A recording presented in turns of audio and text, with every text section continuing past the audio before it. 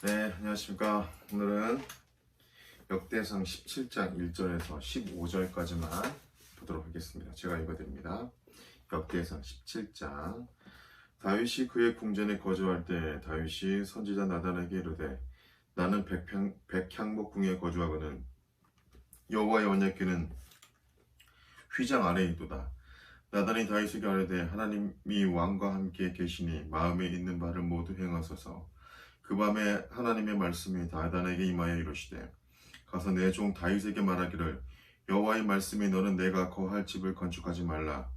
내가 이스라엘을 애굽에서 올라오게 한 날부터 오늘까지 집에 있지 아니하고 오직 이 장막과 저 장막에 있으며 이 성막과 저 성막에 있었나니 이스라엘 무리와 더불어 가는 모든 곳에서 내가 내 백성을 먹이라고 명령한 이스라엘의 어느 사사에게 내가 말하기를 너희가 어찌하여 내 백향목 집을 건축하지 아니하였느냐 말하였느냐 하고 또한 내 종 다윗에게 이처럼 말하라. 만군의 여호와께서 이처럼 말씀하시기를 내가 너를 목장 곧 양떼를 따라다니던 때에서 데려다가 내 백성 이스라엘의 주권자로 삼고 내가 어디로 가든지 내가 너와 함께 있어 내 모든 대적을 내 앞에서 멸하였은즉 세상에서 존귀한 자들의 이름 같은 이름을 내게 만들어 주리라.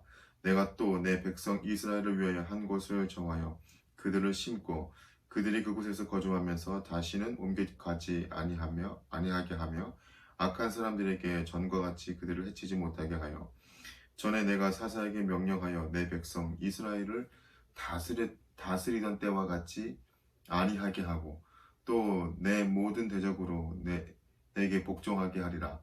또 내게 이르노니 여호와가 너를 위하여 한 왕조를 세울지라.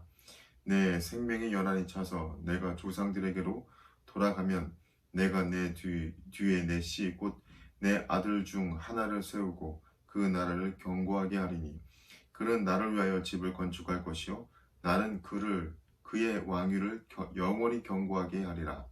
나는 그의 아버지가 되고 그는 나의 아들이 되리니 나의 인자를 그에게서 뺏어가지 아니하기를 내가 내 전에 있던 자에게서 빼앗음과 같이 하지 아니할 것이며 내가 영원히 그를 내 집과 내 나라에 세우리니 그의 왕위가 영원히 견고하리라 하셨다 하라. 나단이 이 모든 말씀과 이 모든 계시대로 다윗에게 전하니라. 아멘.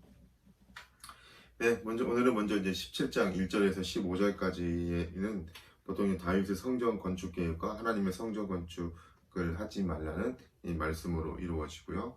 그리고 다윗에게 이제 커버넌트, 다윗의 언약을 이제 세워주는 그런 장면이 나타나고, 다음으로는 17장 우리가 읽지 않았지만 16절에서 27절까지는 다윗 언약에 관하여 여호와께 베푸신 그 은혜와 사랑에 대해서 다윗은 감사하는 감사 기도, 감사 간구에 대해서 다루고 있습니다.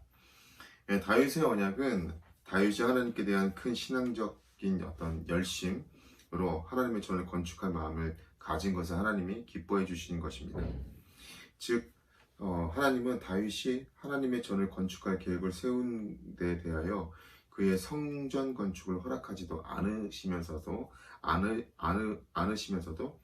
크게 기뻐했습니다.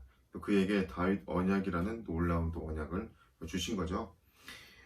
본문의 기록에 의하면 다윗이 성전을 건축 계획을 세운 것은 자신이 이제 화려한 백향목 궁에 거주할 때 이제 그런 생각이 떠올랐던 거죠. 자기는 편안히 거하는 반면에 하나님에게는 초라한 장막에 앉히는 것은 가슴 아프게 여긴 까닭입니다. 하지만 다른 이유도 있는데 언약궤와 제단이 예루살렘과 기브온에 각각 따로 모셔져 있어서 종교 조직이 이제 이원화되는 불편함이 좀 있었고, 그래서 성전 건축을 통하여 그런 불편을 이제 해소하고 나아가 단일 중앙 성소를 통해서 백성들이 임의로 하나님께 제사를 드렸던 그간의 그런 모든 이스라엘이 그랬던 종교의 관행을 바로잡는 것은 물론 이스라엘 백성과 종교 정치적으로 결집시키기 위한 이 목적도 있었을 것입니다. 그런데 어쨌든 하나님은 다윗이 성전을 건축할 이 마음을 가진 것에 대해서 기뻐하면서도 다윗이 성전을 건축하는 것 자체는 반대하셨습니다. 본문에 이제 언급은 되지 않지만 본문에 언급된 반대는 그냥 그 누구에게도 성전 건축을 하지 말라고 했다라고 이제 그렇게 말씀은 되어 있지만, 그러나 22장 8절 또 23장 3절에 보면 다른 말씀을 하시죠. 제가 한번 읽어드리겠습니다. 22장 8절 여호와의 말씀이 내게 임하여 이르시되 너는 피를 심히 많이 흘렸고 크게 전쟁하였느니라. 내가 내 앞에서 땅에 피를 많이 흘렸은즉 내 이름을 위하여 성전을 건축하지 못하리라. 그러니까 피를 많이 흘렸다는 거죠. 다윗은 사실 전쟁을 많이 치렀죠. 지금 이 부분은 아마 18장에 있는 전복전쟁, 대부분 전복전이 대부분 끝난 무렵에 아마 이제 이렇게 성전을 건축하고자 했을 텐데, 굉장히 간접적으로 피를 많이 흘린 사람입니다. 그가 어찌 보면 이 평화의 상징이죠. 샬롬, 평화와 은혜의 상징하는 이 하나님의 성전을 지었다면, 후세의 사람들은 어떤 이런 참 평화가 어떤 무력, 힘과 총칼, 어떤 그런 거 위에 많은 사람들의 피 위에 세워지는 것으로 착각할 수가 있겠죠. 그래서 하나님의 성전은 평강의 이 평강의 사람에 의해서 세워져야 될 필요가 있었던 겁니다. 그러니까 어떤 사람들은 보통 그런 얘기를 하잖아요. 어떤 결과, 목적을 위해서 수단을 정당화할 수 없다. 그러니까 선한 목적이라고 뭐 잘못된 수단을 사용하면 안 되잖아요. 그것처럼 다윗이 선한 의도로 했지만 피를 많이 흘렸다는 왕이기 때문에 다윗이 이렇게 성전을 지으면 많은 사람들이 이런 평화는, 이런 성전은 이렇게 피를 흘리고 이런 사람들이 이렇게 세우겠구나, 이렇게 오해할 수 있다라는 거죠. 그러니까 피를 흘리지 않는 평강, 평화의 왕, 평화를 상징하는 사람이 세워야 한다는 거겠죠. 또 다른 이유는 이 백성에 대한 하나님의 이제 어떤 배려라고 볼 수 있어요. 왜냐하면 백성들이 계속 전쟁했잖아요. 계속 전쟁하고 또 전쟁했는데 또 성전 짓는다고 또 이렇게 부역하게 한다면 백성들이 그것 때문에 너무 힘들어서 기쁨으로 성전을 짓는 것이 아니라 이제 그 고통과 그로 인한 원망이 더 커질 수 있잖아요. 이 부분은 사실 우리가 솔로몬의 그 아들인 르호보암 때를 보면 알 수 있죠. 솔로몬이 굉장히 오랫동안 성전과 자기 왕궁을 건축했어요. 거의 뭐 20년. 근데 건축을 했는데 이제 그 얼마나 많은 부역이 들어가며 또 얼마나 많은 백성들이 거기서 건축하느라고 많이 힘들었겠어요. 세금도 많이 들어가고. 그러자 이제 낮춰달라고 했는데 더 좀 심하게 해서 결국에는 나라가 나눠지는 그런 결과가 또 나타나잖아요. 굉장히 많이 백성들이 지금 전쟁을 많이 치루었는데 거기다가 또 만약에 성전 건축이었다면 더 많이 힘들지 않았을까. 그런데 이런 이유도 있지만 이런 이유들이 아마 있었을 것입니다. 그런데 그보다 더 큰 이유라고 한다면 하나님이 다윗이 먼저 하나님의 집을 세우는 것이 아니라 하나님이 먼저 다윗의 집을 세워주기를 원했던 것 같습니다. 우리 17장 10절부터 12절까지 한번 읽어볼게요. 전에 내가 사사에게 명령하여 내 백성 이스라엘 다스리는 때와 같이 아니하게 하고 또 내 모든 대적으로 내게 복종하게 하리라. 또 내게 이르노니 여호와가 너를 위하여 한 왕조를 세울지라. 내 생명이 연한히 차서 내가 조상들에게로 돌아가면 내가 내 뒤에 내 씨 곧 내 아들 중 하나를 세우고 그 나라를 견고하게 하리니 그는 나를 위하여 집을 건축할 것이요 나는 그 왕위를 영원히 견고하게 하리라.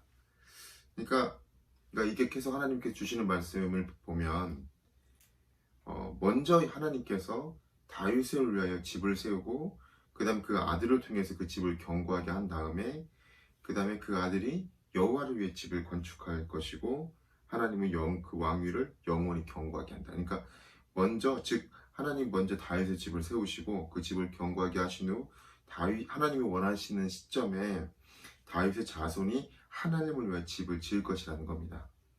그 이후에 하나님은 그 나라와 그 그 나라를 견고하게 하실 거다, 이런 약속을 더하십니다.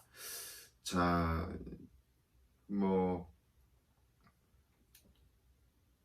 하나님께서 직접 그 아들에게 예를 들어 성전을 짓겠다 그러면, 다윗 때 사울 왕 때 그냥 왕위가 끝났잖아요. 근데 다윗은 다윗 그 다음 아들에게도 왕위가 계속 이어져 간다는 것을 암시하고 있잖아요.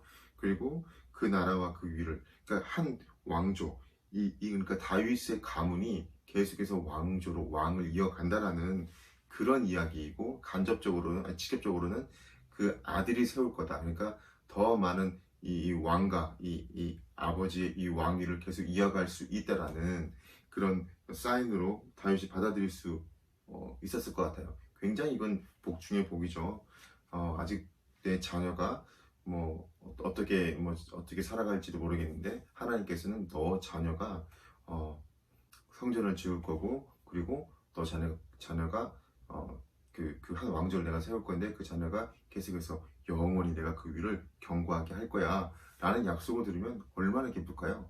뭐 부자가 4대 못 가는 말도 있고, 재벌 2세 3세가 이렇게 아버지가 세워놓은 그런 창업주가 세워놓은 것을 그래도 그렇게 그냥 말아먹은 그런 경우도 많이 있는데, 영원히 간다.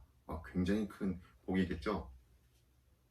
그러나 사실 다윗의 언약은요, 불과 몇백 년 못 가서 망한 이 이스라엘 왕국이라는 이 세상의 왕국에 국한된 것이 아니었습니다.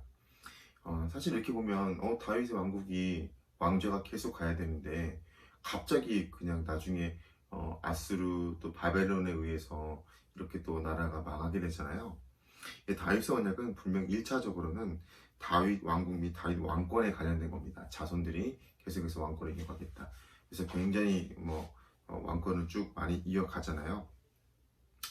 그런데 궁극적으로는 다윗의 후손으로 오셔서 전 인류의 구속주가 되심으로 택한 백성의 영원한 왕이 되실 바로 메시아 예수 그리스도의 왕권과 왕국 건설을 포괄적으로 담고 있는 이 언약입니다.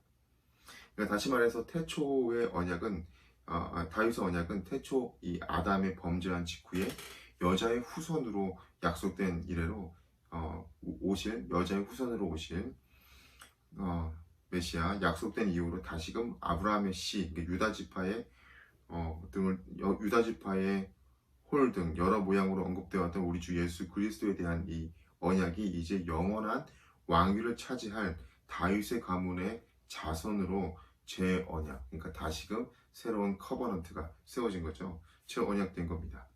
그래야 다윗의 언약은 표면적으로 보면은 솔로몬 이후에 폐기된 것처럼 보이지만, 실제로는 폐기되지 않고 온전히 유지되어 예수 그리스도에게까지 다윗의 혈통이 이어지게 되고, 그러니까 세계 만민 중에 택한 성도와 구주의 왕이 되심으로 완전히 성취하게 되는 겁니다. 그 커버넌트, 다윗의 언약을요. 자, 여기까지 우리가 한번 말씀을 살펴봤습니다. 여기서 우리에게 주시는 말씀은 무엇일까요? 그러니까 다윗처럼 저도 성전을 지어야겠다, 그렇게 할 수도 있습니다. 근데 우리가 다시 한번 생각해 본다면, 우리 자신이 하나님의 성전이잖아요. 또 좀 약간 좀 비유가 좀 이상할 수도 있는데, 저는 먼저 하나님이 우리에게 허락하신, 우리에게 주신 성전, 내 자신이고 또 우리에게 속한 몸된 교회가 있죠. 그 교회에서 하나님이 주셨던 그거를 잘 유지하고 보수하고 잘 세워가는 것, 그것도 하나의 또 성전을 건축하는 거 아니겠습니까? 하나님이 우리에게 주셨던 지구, 얼마 전 지구의 날이었죠. 지구를 잘 보존해 가듯이. 그리고 또 하나는 다윗이 하나님의 정말 다윗을 묵상할 때마다 정말 대단한 것 같은데, 하나님이 하라 그러면 하고, 하지 말라 그러면 하지 않잖아요. 아무리 자기 뜻이 크고, 보통 이렇게 어떤 지도자나 집권자가 되면 뭔가 건축을 많이 하려고 하잖아요. 왜냐면 어떤 자기의 어떤 위험, 자기 능력을 드러내고자. 왜냐면 어떤 다른 일을 하면, 복지나 이런 일을 하면 그거는 눈에 안 남아요. 근데 어떤 건물들을 크게 지어놓으면 그건 후세에도 계속 눈에 남거든요. 그러면 되게 큰일을 한 것처럼 그런 게 느껴질 수가, 착각을 할 수가 있거든요. 그런 거에 근데 집착하지 않고 하나님이 하지 말라고 말씀하시고 네 아들 때 하겠다. 너네 너의 왕조를 견고하게 해주겠다 하자 다윗은 그 뜻을 성전을 세우겠다는 뜻을 돌이키고 도리어 하나님의 그 말씀에 너무 감사해서 하나님께 막 감사의 기도를 막 드리잖아요. 16절부터. 이걸 보면서 정말 어제 말씀도 마찬가지겠지만 내 고집, 내 뜻이 아니라 하나님의 뜻을 따라야 되지 않겠나. 하나님의 말씀을 쫓아가는 삶이 바로 하나님이 기뻐하는 삶이 아니겠나. 아무리 우리가 좋은 의도로 좋은 무엇인가를 하려고 해도 그게 하나님의 뜻이 아니라면 조금 우리가 고민을 해봐야 됩니다. 이 사람이 보기에는 바르나 필경 사망의 길이다. 이 잠언에도 나와 있잖아요. 성전을 세운다. 얼마나 좋은 일입니까? 근데 하나님이 보시기에는 그렇지 않을 수도 있다는 거예요. 그럴 때는 우리가 잠깐 멈춰서 하나님 말씀이 무엇이고 나에게 이 말씀 묵상과 또 성경 말씀을 읽으면서 기도하면서 나에게 주시는 하나님의 그 말씀대로 우리가 쫓아갈 때, 그래서 여러분 우리가 하나님 말씀대로 산다고 할 때 어떤 이런 스탠다드가 되는 건요, 예수님이 어떻게 하실까라고 생각하는 것보다 예수님이 하신 행동을 보고 따라서 하면 됩니다. 우리의 스탠다드는 바로 예수님이 어떻게 하실까를 넘어서 어떻게 하셨나를 보면 우리의 삶, 우리가 어떻게 살아야 될지가 나와 있습니다. 오늘도 어찌 보면 간접적인 이 예수 그리스도의 계보를 이어가는 이제 다윗을 통해서 예수님이 오시잖아요.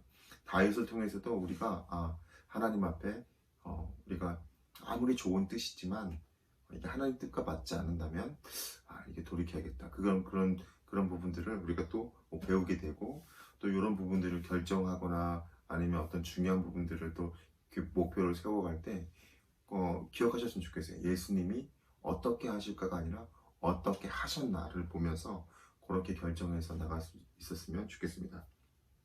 다시 원점으로 돌아와서 오늘 다윗이 자기 뜻은 좀 더 하나님 기뻐하시는 성전을 짓는 거였지만 하나님께서는 그렇게 하지 말고 네 아들 때 하겠다라는 그런 약속에 과감히 그거를 스탑하고 또 하나님께 감사하는 모습을 보면서 우리에게도 우리가 세우고자 하는 어떤 좋은 목표, 하나님이 기뻐하는 어떤 겉으로 보이기엔 좋은 어떤 그런 목표가 있을지라도 하나님이 기뻐하고 하나님 말씀에 맞는 그런 범위 내에서 결정해서 그 일을 할지 말지를 잘 결정해서 하나님께 영광 돌리는 모든 우리의 발걸음이 되길 바랍니다. 기도 제목 나누겠습니다. 우리가 결정할 부분들이 있을 때 이 다윗을 생각하면서 또 특별히 예수님이 하셨던 일, 행했던 그 일을 생각하면서 결정하는 우리가 되게 도와주세요. 또 같은 맥락이지만 좋아 보이는 일이 있을지라도 그게 바로 하나님 말씀이 맞는지 우리가 잘 분별할 수 있도록 도와주세요. 그렇게 우리 기도하겠습니다. 하나님 감사합니다. 오늘도 주님의 은혜 가운데 또